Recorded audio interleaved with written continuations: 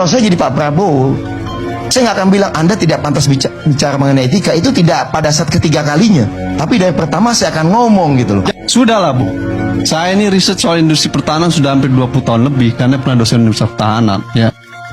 Semua kandidat diskusi industri pertahanan itu hanya lip service semua. Faktanya tidak ada yang membangun kekuatan industri pertahanan secara sungguh-sungguh. Apalagi Pak Prabowo. Nanti saya kenapa Pak Prabowo saya tekankan ya. Karena industri pertahanan itu teriak semua Bang, baik dari dukungan anggaran, komitmen politik, pembelian. Orang lebih seneng belanja di luar Bang Karni. Kenapa? Dugaan permainan. Kalau di luar nggak kelihatan.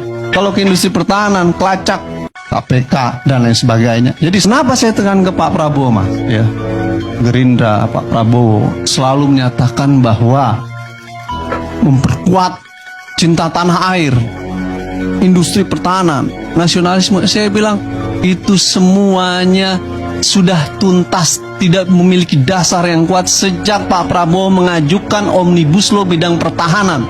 Itu yang nggak selesai itu. Kenapa? Omnibus Law bidang pertahanan itu menggeser paradigma pertahanan Indonesia dari kemandirian pertahanan menuju liberalisasi pertahanan.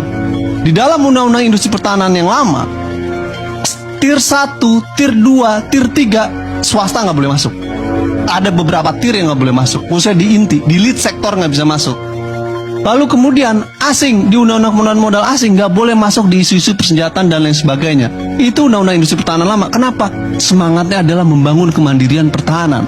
Sejak Pak Prabowo menjadi Menteri Pertahanan, dia mengajukan revisi undang-undang industri pertahanan di dalam Omnibus Law yang menjelaskan bahwa sektor swasta bisa masuk tier 1, tier 2, tier 3, bahkan menjadi lead sektor. Yang kedua, investor asing bisa masuk. Jadi dari mana nasionalismenya? Orang dia membuka liberalisme. Paradigma pembangunan industri pertahanan itu ada dua. Membangun kemandirian pertahanan, liberalisasi pertahanan. Apa yang dilakukan Prabowo meniru Amerika Serikat dengan melakukan liberalisasi industri pertahanan. Saya mempertanyakan kalau ada komitmen di dalam visi misinya ingin mempercepat industri pertahanan karena Anda secara perlahan sedang membunuh industri pertahanan.